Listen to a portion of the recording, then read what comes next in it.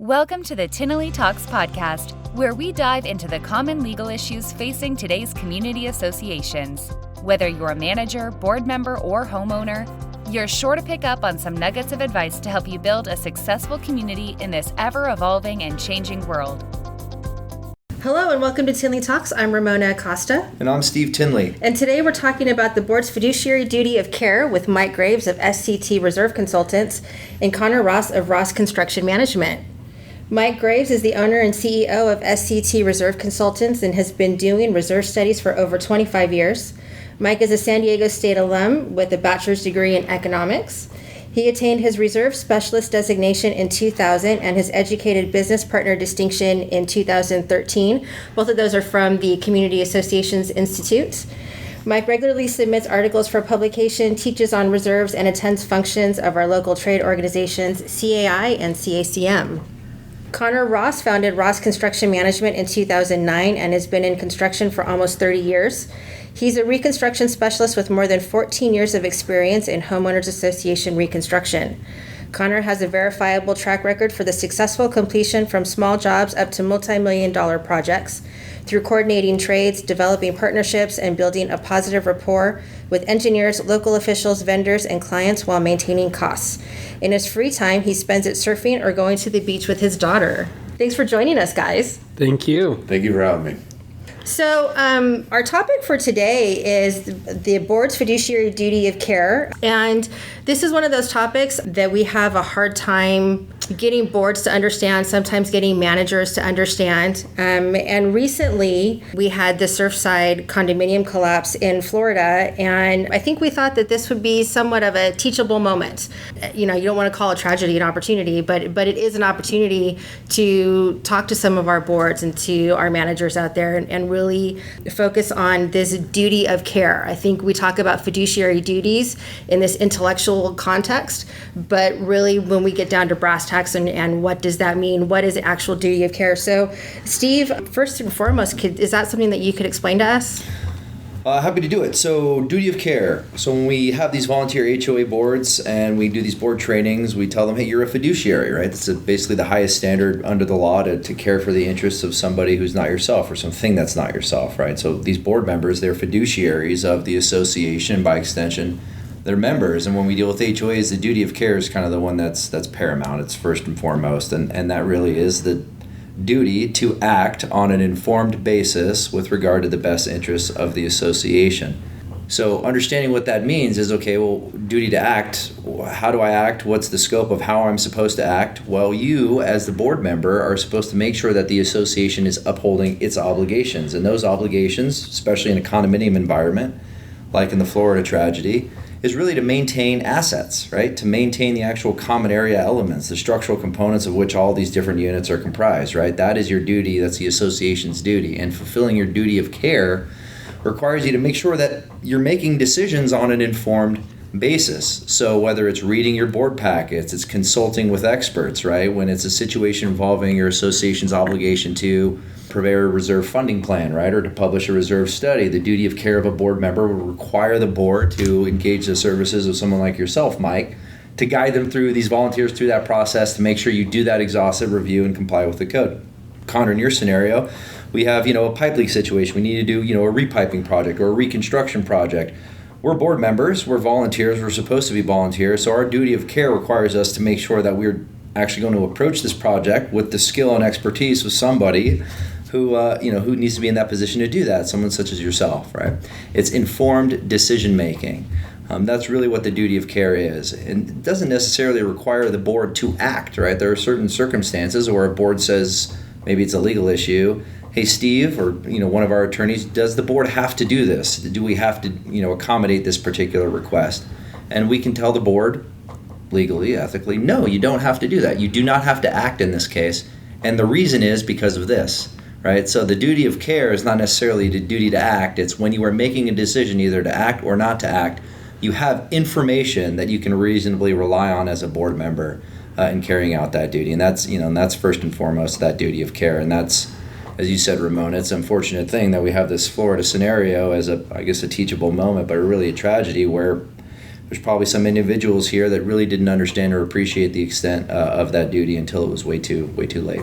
Yeah, and there's still a lot of investigation that needs to be conducted, but some of the information that we have so far was that there were some structural engineering inspections that had taken place, and although the initial report was that there was no indication of a structural collapse, there were some visual signs of cracking, spalling, exposed rebar, and there was an initial repair estimate of $9 million. And I can tell you from my past experience as a manager that would have caused some jaws to drop and some gulps in the throat. This is $9 million. How are we going to come up with $9 million? And typically, the first place that they go is to their legal counsel. So what's the kind of advice that you would give a board in that situation? Well, it's tough when you're sitting there, and I forget the number of units. Let's just say it's around 100 units that are looking at a $9 million repair expense. Okay, well, how did this repair expense come to light and the $9 million get factored, and what's the nature of it? I think based on the news reports and all this information that we're talking about, we don't really know what happened, right? We only have news reports to go off of, and that's kind of what we're talking about. But you had an engineering firm that performed an exhaustive analysis because this association, I guess under the Florida statutory scheme, they have to apply for a recertification every 40 years, right? And so this building was right up against that deadline, so they reached out to this engineering firm to do that recertification. And they obtained this report saying, yeah, and this was in 2018, I believe, about $9 million in repair expenses. And again, there's confusion as to whether or not they said, no, this place is not safe as it is, or you can do the repairs and it's okay for people to stay in there. All that aside, when you have a report saying there's that level of exhaustive damage, and I believe it's quoted in the report saying these repairs are necessary to ensure the safety of the residents and the public, at that point, right, from a legal standpoint, we advise the board to say, well, your duty of care, right, requires, now you're on notice of a significant issue affecting this. You have this engineering report. Regardless of whether it's $9 million or $90 million, and regardless of how difficult that is, you as a board, and as unsavory as it is as volunteers, you're not getting paid for this, we get it, but you have to act, right? This has to be something that you have to pursue. So if you need $9 million to repair the project, let's do what we can now to start getting that funding in, right? So in California, you can levy special assessments. This would probably qualify for an emergency assessment that doesn't require membership approval. Those are the options that you would have to, truck through. With an expense that big and a report, and again, there's confusion around this saying whether or not it's safe to live in there, this is one of those situations where it's such an extreme set of factors that we would probably advise the board, if this was our client, okay, that's one engineering report and it was probably expensive, but with the significance of everything here, we should probably get a second opinion that was going to help us one way or another. Either it's going to force us in the direction of doing something immediately or call into question other things, but if this is that big of an issue, before we decide one way or another, maybe we should at least have a peer review from another engineering firm to see if they agree with their recommendations, and to do that, immediately. Right? Those are some of the recommendations we would have given them. But the challenging thing is that for whatever reason, how do you? I'm sure you guys see this in your line of work. How do you get to a situation where community needs $9 million of arguably emergency repairs? Right? How did it get to that point? How did it get there? Because, and I was going to ask you, Conor, how do we get to $9 million worth of repairs? And I think as we go through this, we're going to find out that while they were doing repairs, the engineer said, we're finding, as we're digging into it, we're finding more. And we find that a lot of times with reconstruction projects, there's hidden damages that you don't see in an initial inspection. And so you start digging in, you start pulling away wood, you start pulling away concrete, you find more damage. And so this ballooned from $9 million to $15 million. How do we get to a point where we have that much damage? Is there deferred maintenance going on? How do we get to that point? Yeah, that's a good question. So deferred maintenance is the biggest killer for an association. We've all seen on our association small scale. What happens when you don't paint wood for 10 years? It starts to split, it starts to fail, it starts to decay. It'll take a $20,000 a year maintenance project and turn it into a $250,000 reconstruction project. When we uncover in reconstruction projects, we start peeling the layers back, we find additional damage. It's not like a repipe project where we know what we're going to come across. We know we're going to have to cut drywall. We know we're going to have to run pipe. we can include language that includes all of that. But when you start peeling back these outer layers, you're going to find that projects start to snowball really fast. If you don't maintain your waterproofing elements on your buildings, these buildings are going to decay. And once you start seeing that decay, it's very hard to slow it down. For example, in structural concrete, you've got two main elements besides the waterproofing. You've got concrete, which is extremely rigid, very little movement. You've got rebar or reinforced metal bars that run through it for structural integrity. When water penetrates that concrete, it can grow up to 7 times its original size. So rusting rebar expands 7 times its normal size. If you have 1-inch rebar, where's the concrete going to go when it turns into 7-inch wide rebar? It's going to break. And so we're seeing that lack of maintenance, lack of stopping that water not staying on top of this caused a catastrophic failure. Well, and one of the things that we come across quite frequently as a law firm, and I used to see quite a bit as a manager, is boards that want to keep their assessments artificially low in order to maintain their property values. Well, if we compare our community to the community next door, which are usually apples and oranges, our assessments are so much higher. So we need to keep our assessments at a certain level, whatever level that they have in their mind, that's going to maintain those property values. And in order to do that, we have to start robbing Peter to pay Paul. We have to start pulling from the reserve fund to start covering those operating expenses, and it starts to snowball. And 1 year, 2 years, probably not a big deal. But Mike, when you're doing a 30-year projection, when those assessments are staying level year after year after year after year, what does that do to your 30-year projection in terms of, are we going to have enough reserves set aside when components start to fail? Well, so the first thing that comes to my mind now is this new term in my vocabulary, duty of care. It's interesting because, rebar, let me go back to this for a second. So rebar, and I'm not an engineer, but it may start out as say 1-inch steel.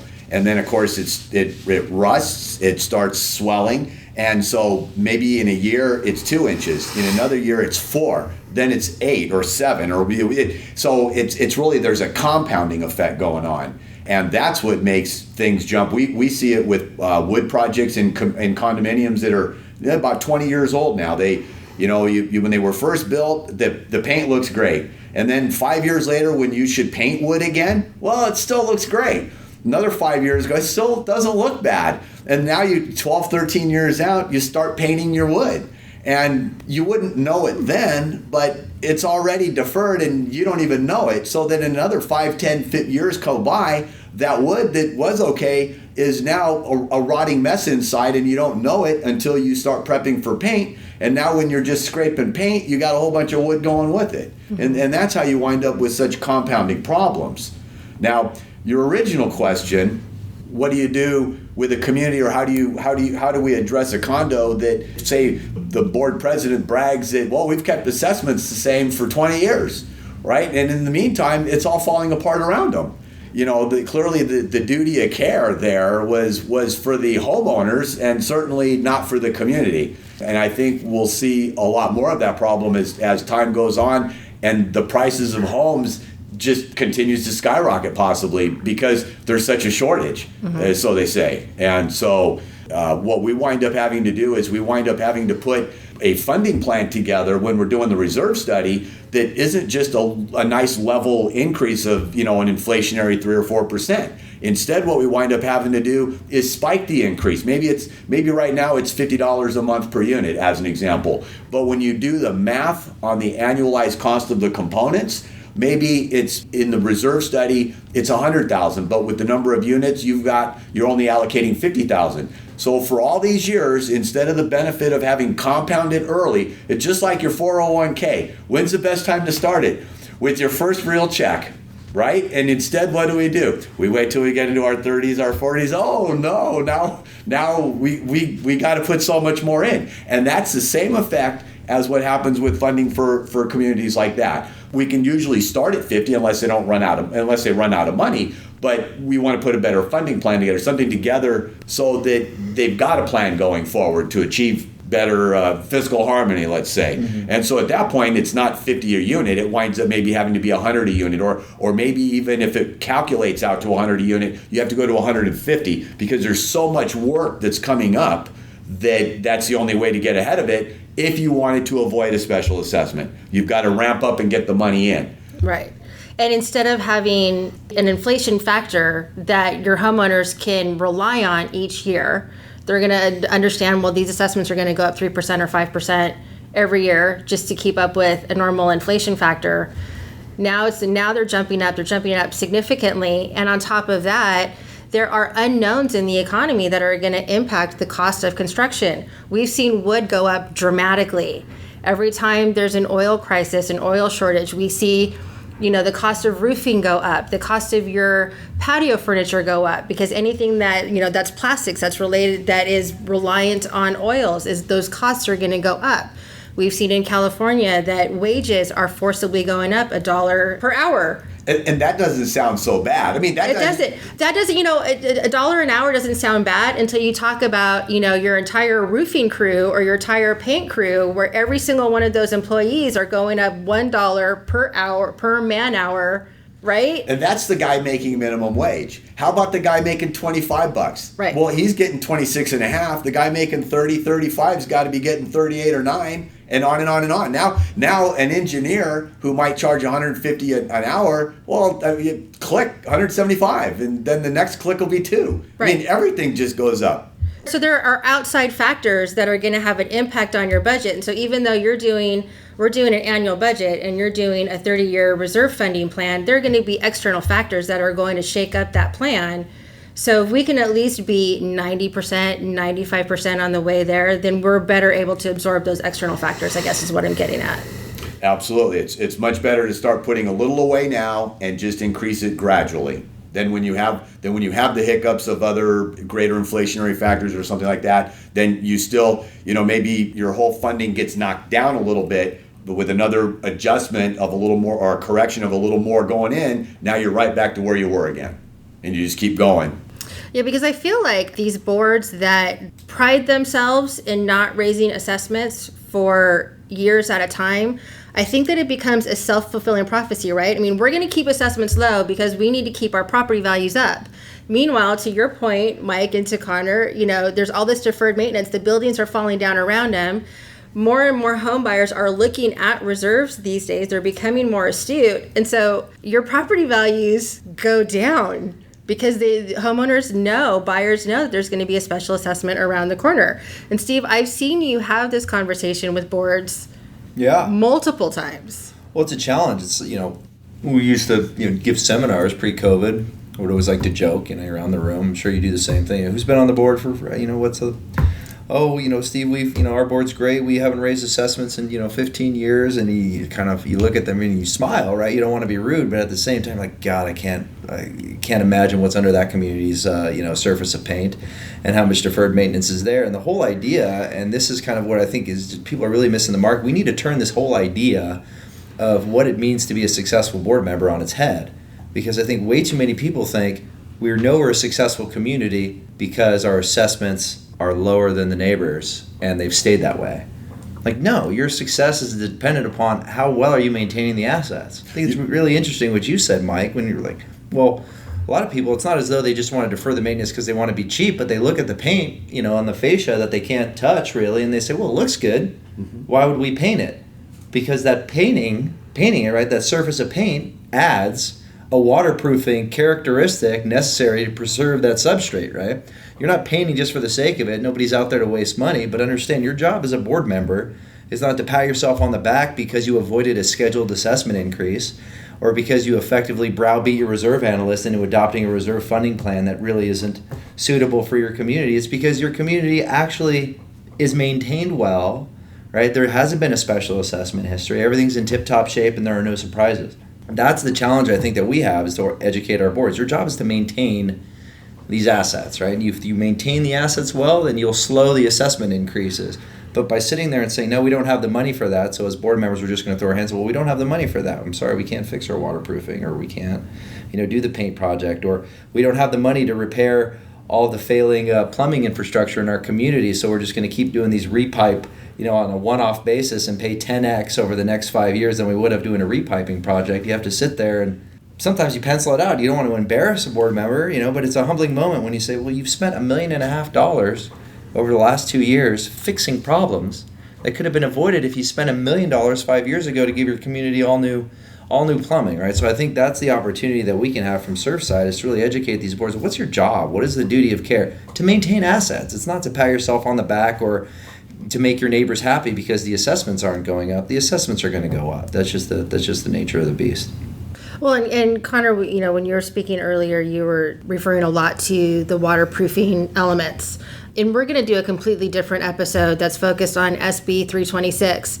But I wanted to kind of wrap it into this episode because I think that the legislature in California is paying attention to what's going on in Florida.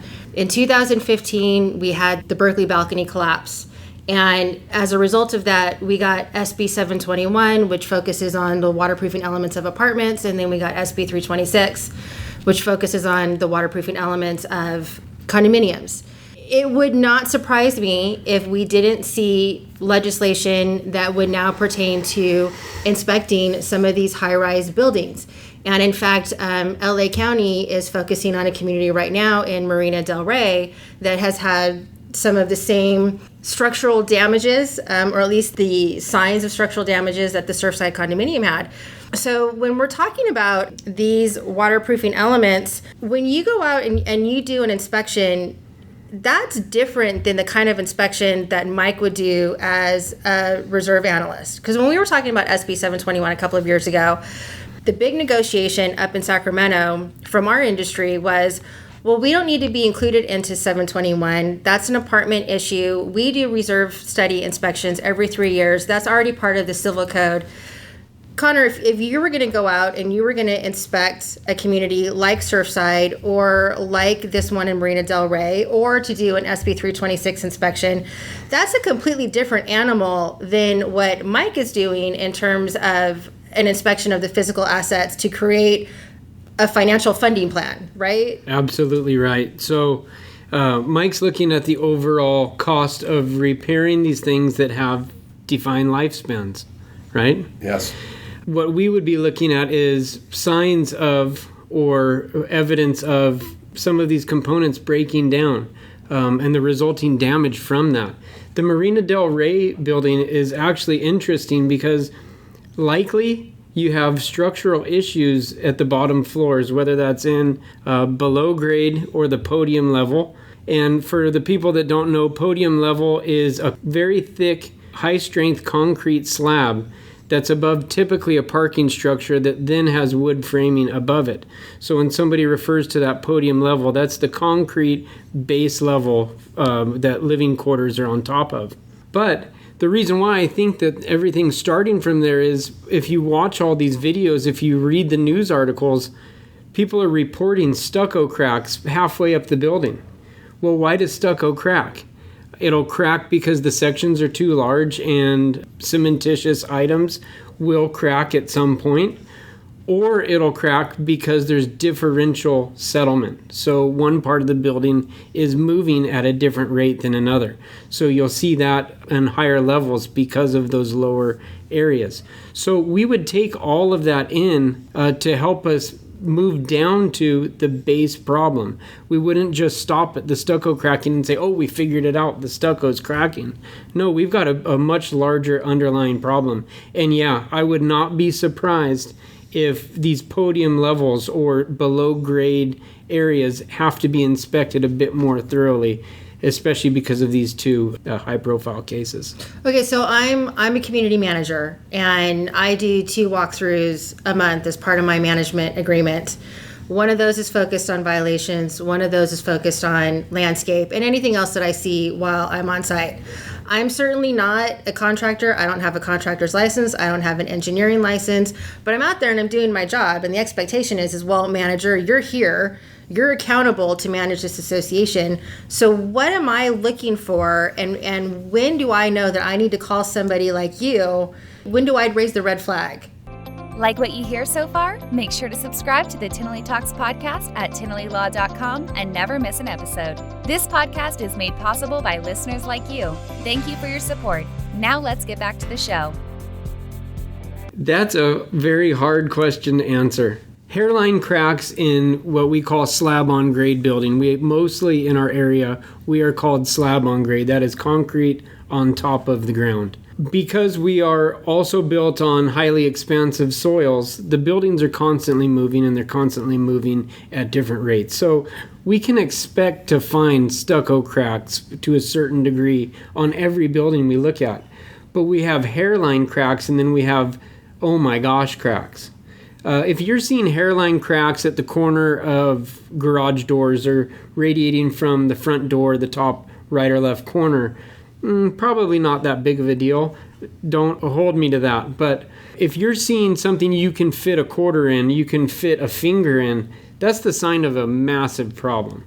And so if you're seeing anything beyond a hairline crack, it's probably time to mention it and then get it into someone's hands that can do something with it. Okay, so setting that aside then, again, as a manager, if I'm working with my board and I'm painting my wood every 3 to 5 years like I'm supposed to, and I'm painting my stucco every 10 years like I'm supposed to, and I'm doing my annual roof inspection, and I'm doing, my seal coating. If I'm doing all of those, the regular maintenance of my major components like I'm supposed to in accordance with my reserve study, I'm probably going to catch those things before they become a problem.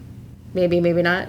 You will probably have brought somebody in that knows enough about building to where they should raise that red flag for you. So I was thinking the same thing, right? That's the whole idea, right? I mean, we're professionals here to do this. This is what California legislature understands. You're volunteers, self-governance. Yeah. The board's not supposed to make the call on whether the building's structurally safe or whether the wood needs to be repainted or not, right? Yeah. What the board is supposed to do is part of their duty of care, right? The theme for this podcast is to know you're supposed to enlist the services of professionals that have designations, right? That have special certifications and special training and special insurance policies in the event that they're wrong and make the wrong call, right? To come in and advise you on that. And looking at some of the news articles, you'd like to think, well, looking at some of the photos of the building that were issued in the reports, and say, well, how does giant cracks, these aren't cracks you can just put a finger in, a fist in, a foot inside of, how can those things last for that period of time without somebody who comes onto the property, just from a CYA perspective,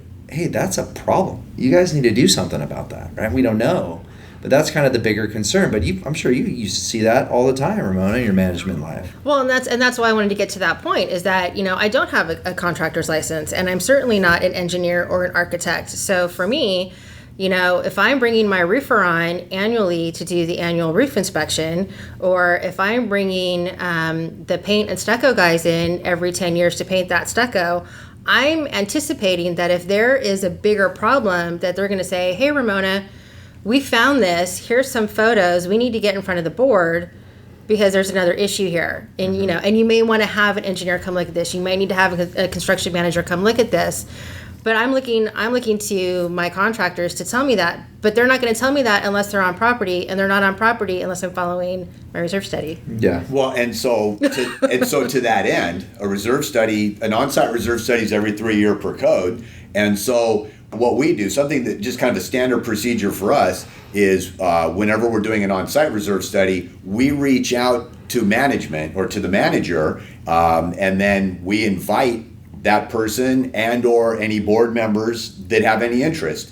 You don't want to have too many, right? If you have more than 3 in a 5-member board, then that's a meeting, and that's a different podcast that you're doing. Yeah, the black SWAT team and the helicopters descends on the HOA. There you go. Ready to haul them away. Perfect. So it's a little more tedious to line up people to come out with us, but when someone meets up with our site inspector and we're walking around, looking at components and discussing things, a lot of times those, maybe not a crack that you could put your fist through, but one you might be able to slide your finger in, your pinky through.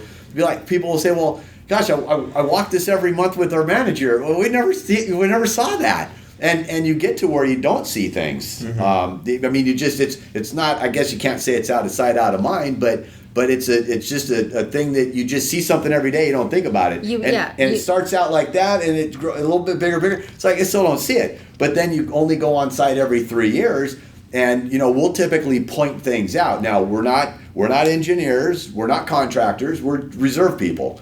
But anyway, so to that end, it's very helpful to point things out, and we do it in really an informal capacity. But then they'll take that information and or maybe it'll even stimulate a conversation about, we've been having problems with or whatever. Every time it rains, it's always just it's a flood of calls to the roofing company, or no, when it rains, it's pretty quiet. Yeah. So we'll take information like that and kind of reserve whisper it in, if you will. About the only thing we can do with decks is say a stairway. Can't really get on anybody's deck. People would take offense to that. Mm-hmm. But if we're on stairways or walkways, we'll usually maybe put a little weight on it and see, or if it looks ripply, or if it looks wet underneath, we would point that out. But we're certainly not qualified to any extent, other than, in fact, I've tried to make sure that even if a board member or manager asks us, does our deck fall under 326?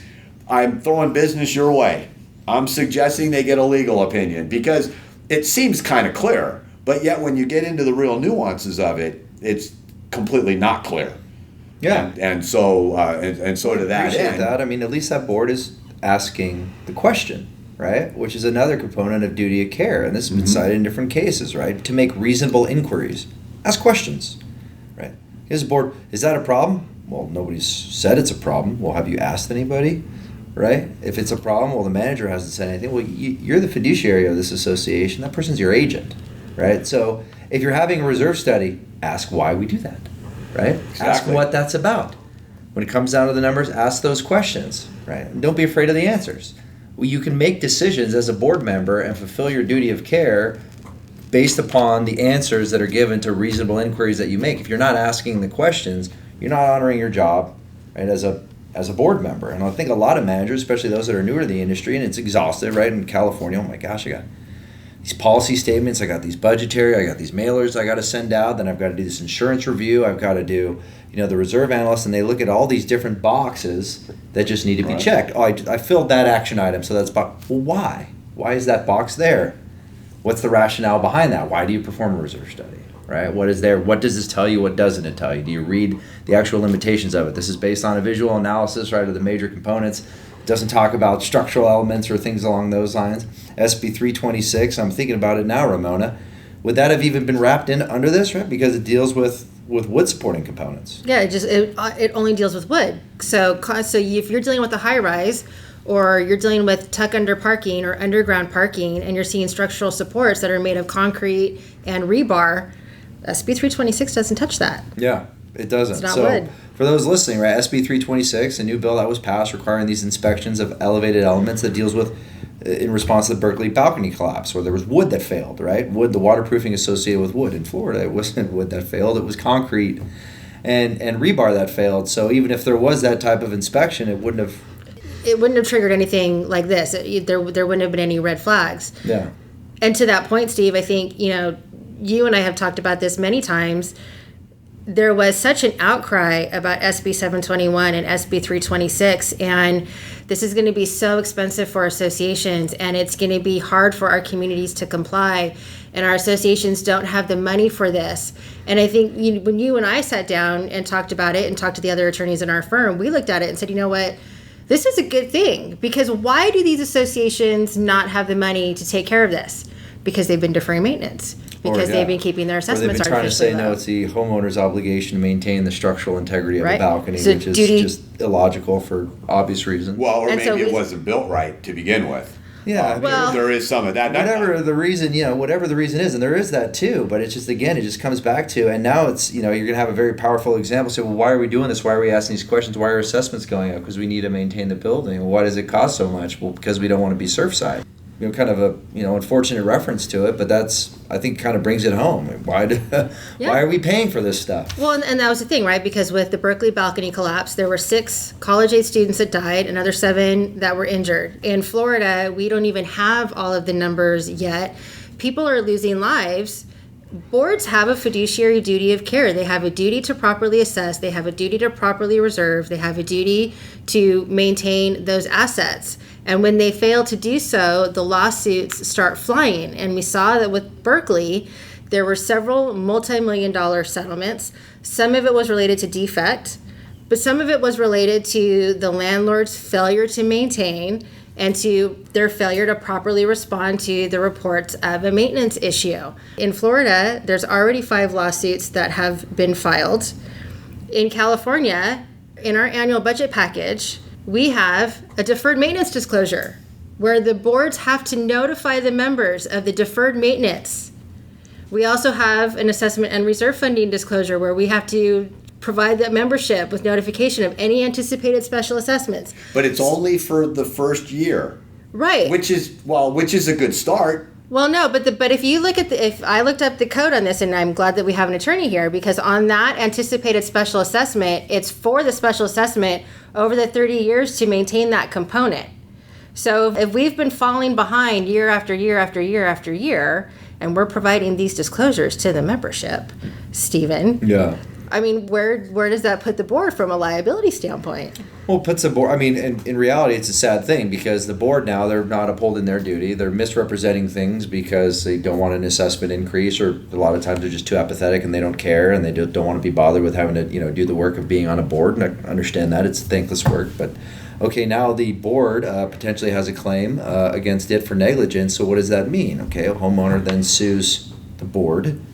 It gets tendered to the association's insurance carrier. They provide a defense, and now there's a loss history on the association's insurance policy that will now increase the cost of premiums for the association moving forward. So as a homeowner, right, my recourse against my board for failing to do its job is to sue them, and by extension, what I'm going to do is just raise the assessments I have to pay because I've now spiked up the cost of our insurance premiums, which is just kind of a catch-22. You're essentially suing yourself. Well, there's a whole lot of lose there. Yeah. Right? Yeah, there's exactly it, which is like, okay, why are we doing this? Well, we need to keep assessments low. We can't raise assessments. What's the purpose for it? Especially in a mid-rise or a high-rise scenario. I mean, how much money is at stake for these decisions that you're making? And if there are obvious problems, well, a lot of finger pointing. I think this was a big board, and there was some, in Surfside, and they were pointing the fingers, who did what wrong, and all that is kind of immaterial once you get to the point where it's a 5-alarm fire, and you just got to do what you need to do. But I think the real lesson is, well, how did they get to $9 million or $15 million? Because over the course of the 30 some odd years, they weren't doing something that they needed to do. What would be the first visual signs that you would see, Conor, if, okay, we have spalling or however the rebar rusting or swelling, whatever that term is? I mean, what do you look for in something like that? Is it that obvious or not really? It can be, but it's not always the case that it's clearly visible. So one thing that both of these disasters have in common is that lack of maintenance led to deterioration of flashing, led to a catastrophic failure. So even if you're not noticing this coming on the horizon, that there's spalling concrete, that you're showing your rebar on something that's holding tons and tons of weight, you still have to follow these recommended maintenance protocols to maintain your building. So sometimes by the time you notice it, major reconstruction is necessary. Now, it may avoid a collapse, but it's still going to be very expensive. The best absolute thing you can do is to maintain, again, the community. You may notice that spalling concrete. You may notice water stains on the underside of the deck that the 326 inspections will protect against. But then again, you may not. Some of these things may divert damage to an area that is totally unnoticeable. So staying on top of those programs is there's nothing that matches proper maintenance in anything that we do. And Steve, you go to a lot of board meetings. I hear you on the phone. I hear a lot of our attorneys on the phone sometimes. You talk loudly. Well, it's not that, but it's just I hear the pep talks a lot. Oh, yeah. Because one of the things that you say to boards all the time is, look, we're going to tell you what you need to hear, not what you want to hear. And I think with that, with the bad taste, you also have to give them a pep talk in, okay, now what are we going to do? Where do we go from here?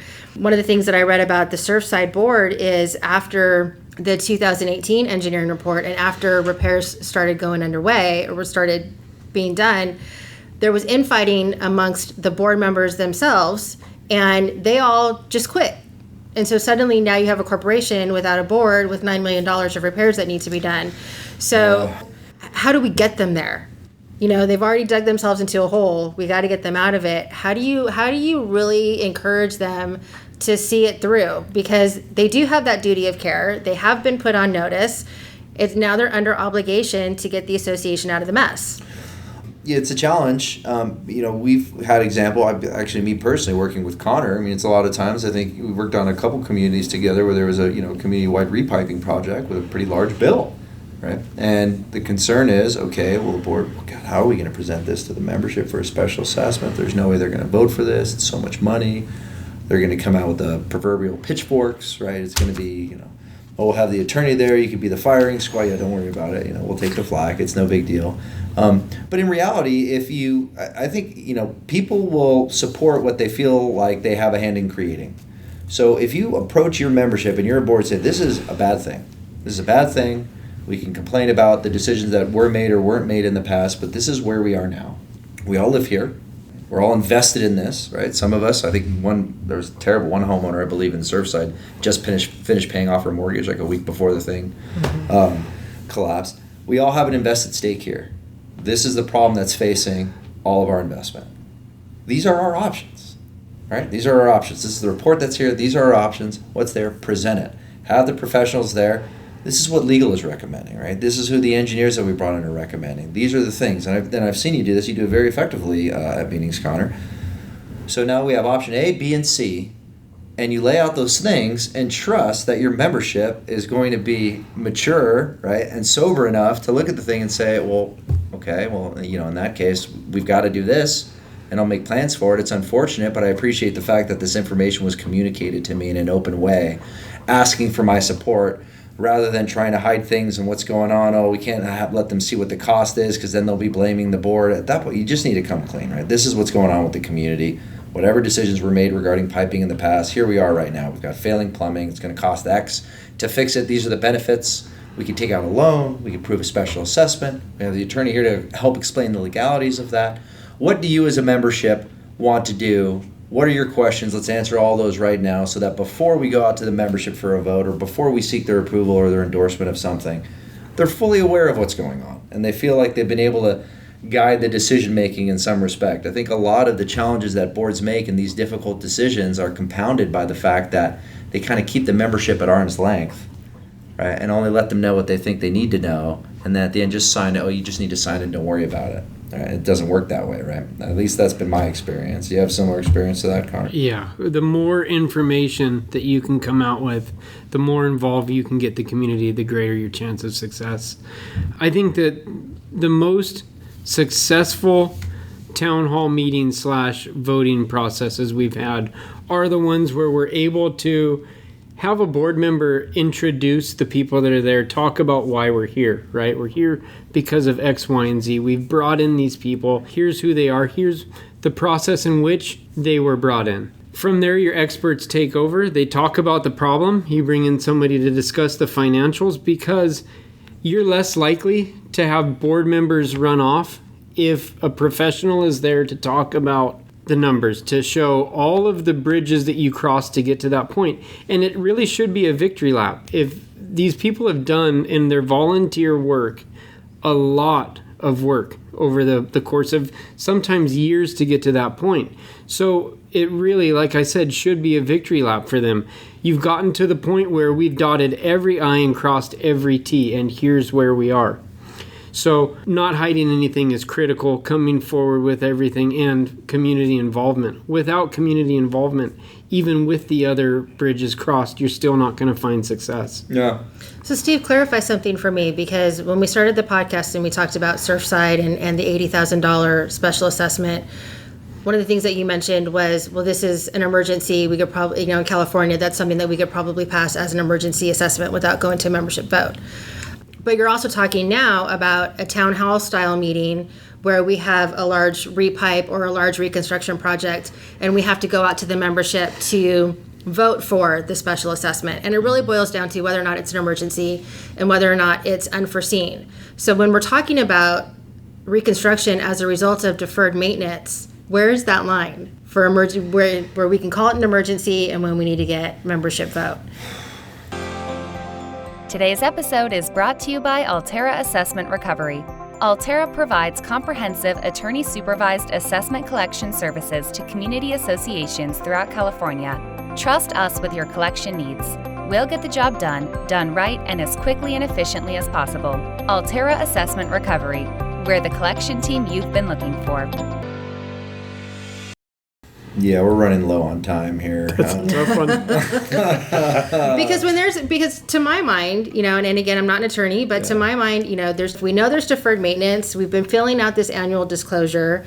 At some point, it's not an emergency anymore. At some point, we've had enough leaks, we've had enough problems. We know there's an issue, and we've let it compound for so long that now we have the $80,000 special assessment. Can we really say that it was unforeseen? Don't we have to go out to the membership for a vote? I know where that line is. That line is between the engineer coming on site to give you a bid and receiving the bid. It's right there. It's right before he comes in is where it would be not an emergency. And right after you get it is where it's now an emergency. Well, yeah, I think it's, to the point, okay, well, once the board's notified, no, we actually have imminent life safety issues, right? It is an emergency, right? Not just, now it's an emergency because it's just so bad and we got to get ahead of this thing. Well, if it's a life safety concern. Emergency special assessments, especially an $80,000 one, you're right, how does an $80,000 become unforeseen if it's not, a sinkhole that just opened up in the middle of nowhere or something that, we got hit by a meteor, whatever. That's the unforeseen thing. But at some point, how do you draw that line? It might have been foreseeable. Right, but regardless, we get to the point now where we've got a report saying, no, this is actually a life safety issue.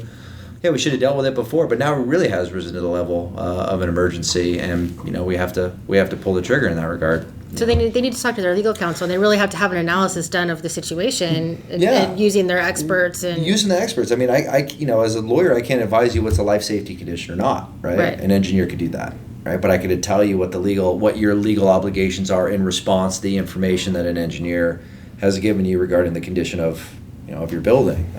Plumbing pipe leaks or a big reconstruction project that's not an imminent life safety thing, that might not be grounds for an emergency special assessment, but still it doesn't mean like it's any less significant to deal with. Right, but again, going back to these balcony inspections, we could have deferred maintenance on the balconies that we know is there, but until the SB 326 inspection is done, we may not know how imminent the threat is to those particular balconies. Because we don't want to ask the question, right? This is kind of the bigger point, right? Are you satisfying your duty of care by acting on an uninformed basis, right? You could still be justified in not acting and not addressing it, provided that you have information that justifies that course of action.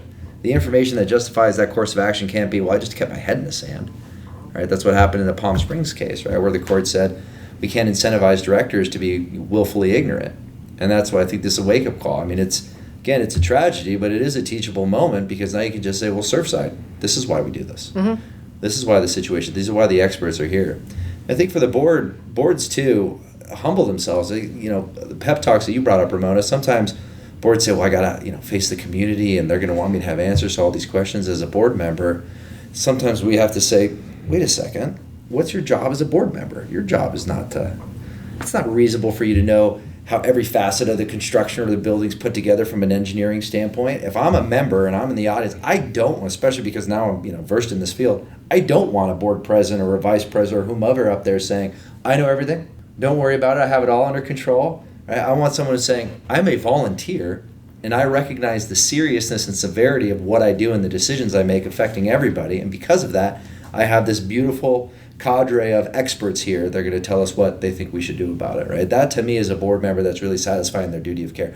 I've made questions, and in order for us to act, I've brought in the experts that are licensed and insured to give us that direction. I'm not going to sit here and say, don't worry about it, I talked to these people, or I got a guy who's going to do that repair job cheaper than this licensed and insured company. Don't worry about it. I'm going to keep the assessments low. Please, raise a glass to me at the next community picnic. Right? That's not really what this is. No, that's a good point. And that's essentially the business judgment rule, right? Our board members are volunteers. They're not expected to know everything. So as long as they're They're acting in the best Yeah. interest. They're following the advice of the experts. They're going to have some insulation for the decisions that they make. They shouldn't know everything. I mean, if I was on my HOA's board, I wouldn't practice law or advise the board from a legal perspective, even though I'm an expert in the field, because when I'm at that table, I'm supposed to be a volunteer. Right? Same thing if you're on your board, right, Conor, as you know, you're on your HOA board, and they said, well, Conor, what should we do, right? You know, you've got a construction company, you do all this other type of stuff. You're going to say, I think we should reach out to a contractor or an engineer and let them advise us because I'm here as a volunteer. Right? And I think board members need to have that same thing. Well, I have a financial background. I did financial plannings. I understand some constructions. No, that's a 30-year roof. We don't have to worry about it or all these other stuff. No, we need a reserve analyst to come together and put together a reserve funding plan. I don't care how skilled you are in those things. When you're at this board table, you're a volunteer. And as part of your duty of care, you're supposed to ask questions and engage experts to give you answers and then make decisions based upon what the experts tell you. Right, and that's aside from a conflict of interest even to boot. Exactly. Yeah. People get, I can do that. Sometimes we'll get the asset managers or guys that are in investments say, no, just give me the association's reserve funds. I can generate a higher level of return on the associate. No. Wait a second. Slow your roll. That might be well intentioned, but that's not what you're. It's better for you as a board member if you don't do that. I'm trying to keep you out of getting in trouble, right? And that's why I think the lesson that board members need to know. You don't have to have all the answers, and sometimes the answers are stuff that you don't want to hear. But your job is to get the people in there in place and have them communicated to your membership. And if it's an unfortunate situation where people have to pay money, it's probably because there's a good reason why that money needs to be spent, right? We actually recently came across a project that the legal counsel brought us in to be distributing the tasks out to different professionals, right? So they have various projects, let's say 8 or 9 projects in different states of incompleteness. So structural issues, one building is settling significantly on a hillside. They've got a V-ditch that was built without permits that no way it was built to code. Let's say there's 9 of these things. And one of the first conversations that we had was, Conor, you're the construction manager, but although you know construction, you grew up in it, you may not be the person to make the call for this. So even if your building has serious issues, you need to start somewhere, right? So if they called me, and I'm not an engineer, but I can go out there, look at it, and see what exact trade is right for diagnosing this problem. So really getting out there and getting the right team together is very important. No, I think it boils down to the willingness to do what needs to be done. I have a friend right now who sits on the board for her association, and she's struggling to get her board to make a decision on a major project because they're afraid to spend the money. And she says, we're fully funded in the reserves. The money is there. It's been set aside for this purpose. But there's a hesitancy to spend the money. There, you have a board, and I see this a lot in the active adult communities, where it almost becomes like they see it the same as they would their personal savings account, and they're afraid to spend the money because what if? And many of them came from a generation where there were hard times. You know, when I was a manager, I was working with board members that came from that World War II generation that remembered rationing, and there were times when I couldn't get them to spend reserve money. So Mike, to you, I know that there's no magic number, and every association has a different dollar amount based on the assets that are specific to that association. But what is healthy? If you were going to talk like a percent funded range, what is healthy? Because not every association is going to get to 100%, but are they going to be okay if they're 80% or if they're 90%? You know, what can a manager tell a board? So that's a good question. So I'm sure you've never gotten it. Never heard that one before. No. What level is healthy for our reserve fund? So everybody just wants a number. So I'll say 75. But that really doesn't even mean anything, right? It's your 3/4 accumulated of the wear and tear of the used life of your components. Your 3/4 accumulated. What's far more important is okay, that's a fine number, but what's more important is what do the next 5 years look like when you maybe got some paint to do, or you've got some asphalt to do, or maybe some roof work, whatever you've got going on. Looking at 5 years, and then the other part of that, though, because it can't just be 5 years, it's what does it take? Is all you're doing is increasing the reserve allocation in those 5 years 3 or 4% each year? then you're golden.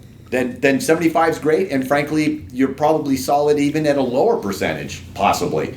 But that's the problem, is nobody looks at it that way. Everybody just looks at a number, and it doesn't matter. If you've got a funding plan that says, well, we have to increase the reserve allocation 25%, not the whole assessment, but just the reserve portion, 25% for 3 years, because there's too much deficit in the reserve funds there that we have to increase it that much, then that's a huge problem. You wouldn't even know if someone just throws a number at it.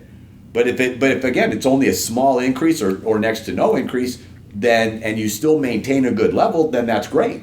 Yeah. So it's a financial projection each time, right? Because it's what components do I have coming up this year, and what money am I spending this year, and then what do I have coming up over the course of the next 5 years. So I work with a lot of associations that only do a 3-year study because that is all that is required by the code. I'm going to kind of set you up here, but what is your feeling on that in terms of, should they be doing an annual reserve study? Should they be doing the computer updates each year? And I would assume that they do, because there's an annual reserve funding plan that has to be updated and reviewed. But if we're really looking at our reserves and we're really looking at the 5-year projection and then the 30-year projection, don't they need to be doing this fairly regularly? Should do it every year. I suppose you could say economies of scale don't work well for a 3, 4, 5 unit development, right? I mean, because there's kind of like a minimum cost to do anything. I get that issue, but I think let's just start with the legal aspect of it, which is that the code is very clear about 3-year reports.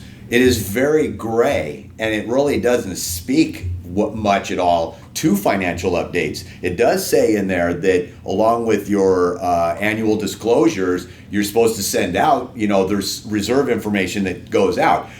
I don't personally think that the intention of that and the spirit of that is to send out a 1 or 2 year old disclosure that talks about what it was in 2019.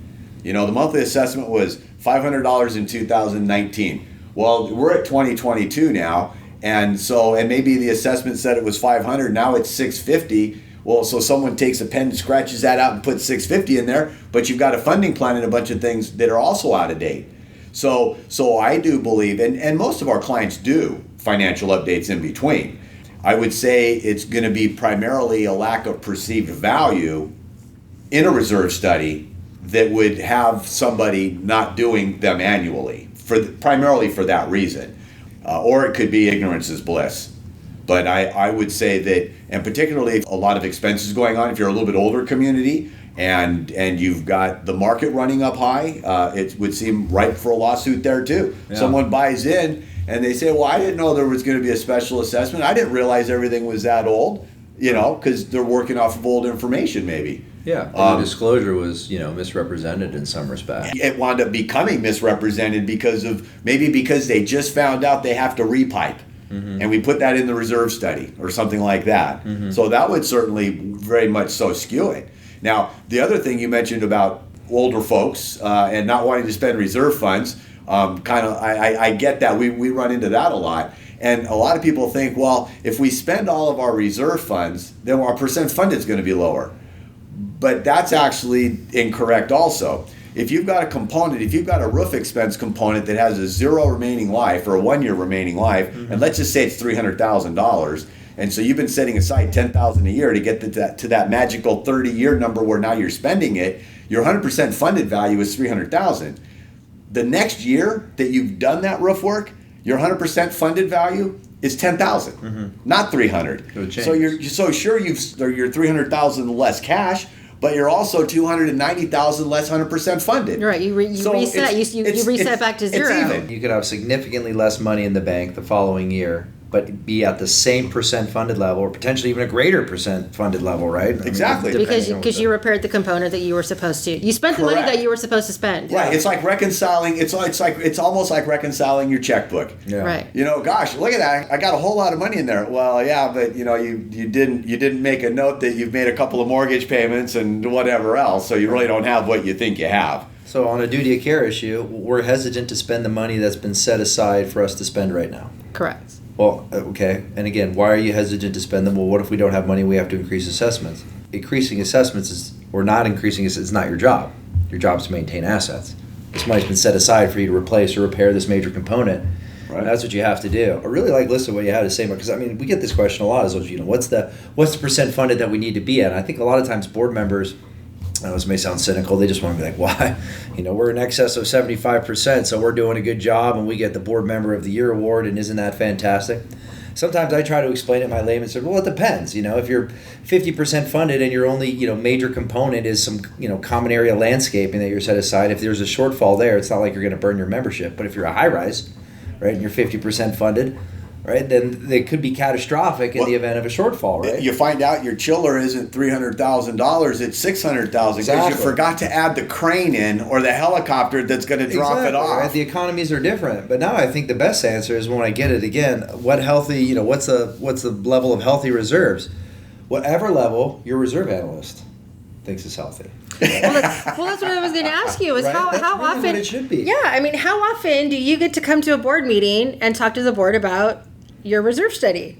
Well, with Zoom, a whole lot more. That's great. And that is great. That's great. That is great. All these nuances, right? Yeah. All these board members, they just want these bright line. Well, do we need to be at 60%? Do we need at 60%? And well, that's why it depends. Yeah, and that's why I asked the question. Is how many board meetings does he have the opportunity to attend? Because again, just based on my experience, board members have a 2-hour meeting, maybe a 3-hour meeting in their contract. They have a lot of business items to discuss. And so the business partners don't always get to attend a board meeting. And I think going back to duty of care, utilizing the advice of the experts, bring those people into the board meeting, talk to them, talk about the reserve study, talk about the insurance policy, talk about the engineering report, whatever the case may be, but you've got to sit down, you've got to have those difficult discussions. Yeah. Well, that's our show for today. Thank you all for listening. We'd also like to thank Mike Graves and Conor Ross for your time and expertise. Make sure to visit our website at tinleylaw.com if you haven't already, where we break down this episode. Then stay tuned for our next one. To share or subscribe to the Tinley Talks podcast, visit us at tinleylaw.com. There you can find links to everything discussed in this episode, locate helpful resources, check out other episodes, and submit questions for future topics. And be sure to tune in next month for our next episode. As always, the views and opinions expressed by the podcast, its presenters and guests do not constitute legal advice. For more information on the topics discussed in today's podcast, please consult with your association's legal counsel. This is Tinley Talks, presented by Tinley Law Group. Your community, your counsel.